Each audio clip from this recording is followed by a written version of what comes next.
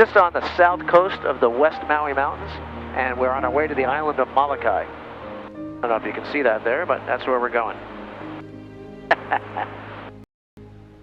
The island of Molokai has about 7,000 inhabitants, about 38 miles long, but it used to be a lot bigger. About 1.5 million years ago, there was a massive earthquake that caused a landslide, and it caused a 2,000-foot tsunami that covered the entire island of Lanai. The landslide sheared off the north end of the island, and that's why today you'll find the highest sea cliffs in the world, about 2,000 feet from the water all the way up to the top of the cliffs.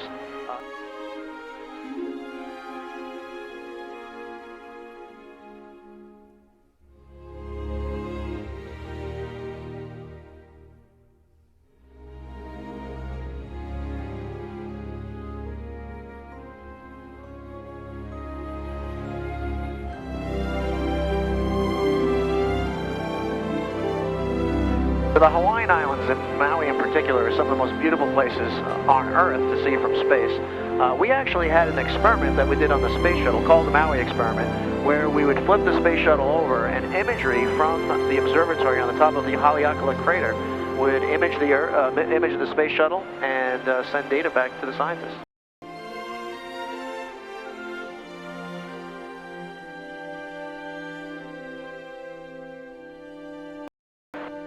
For the 50-plus years that humans have been flying in space, astronauts and cosmonauts have commented on how beautiful, how tranquil, how peaceful our Earth looks from space, and it really is a moving experience to see our planet from space. You are struck with just awe of the beauty of our planet. But you can also have that same experience here on Earth, and whether you're looking at the cliffs of Molokai, you're looking at the Haleakala crater on Maui, there's many places around the area of Maui and in the Hawaiian Islands in general where you can still have that sense of awe that we see from low Earth orbit.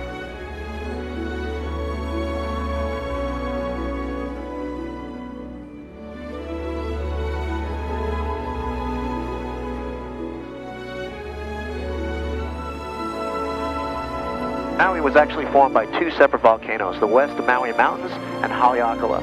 It was formed about 2.5 million years ago, which is like yesterday in geological terms.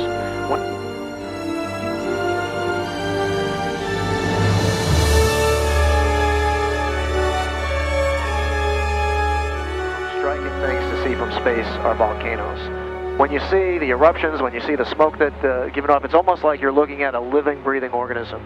And obviously the Hawaiian Islands have its share of volcanoes, and they're absolutely breathtaking.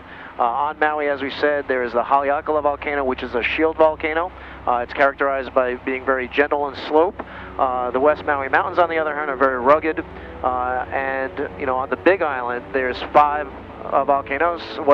That's the guy who's causing all the trouble, right? That's right. Yeah, so that one is active at the moment.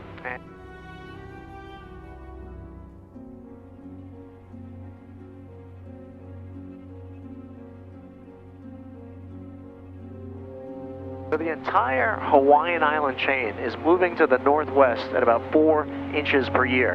And you can see that here's north going straight up, and so the islands are pointing off to the northwest. Again, giving you this sense, if you're looking at it over that big time frame, over many years, it really gives you the sense that we live on this living, breathing organism. Further evidence of how important Hawaii is to the space program is the fact that on the Big Island there's a valley called Apollo Valley. And it's called Apollo Valley because back in the 60s, Apollo astronauts trained there, and they worked on procedures for assembling lunar rocks, lunar regolith, and exploring the moon.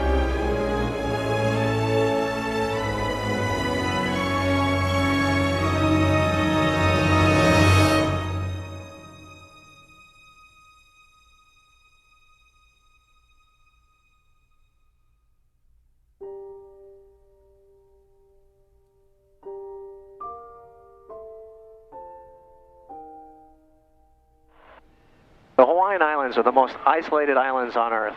And as it really becomes visible from space. As we're flying over the planet in low Earth orbit, we're traveling over thousands and thousands of miles of just open water, and then all of a sudden you see these beautiful, lush islands out in the middle of the Pacific.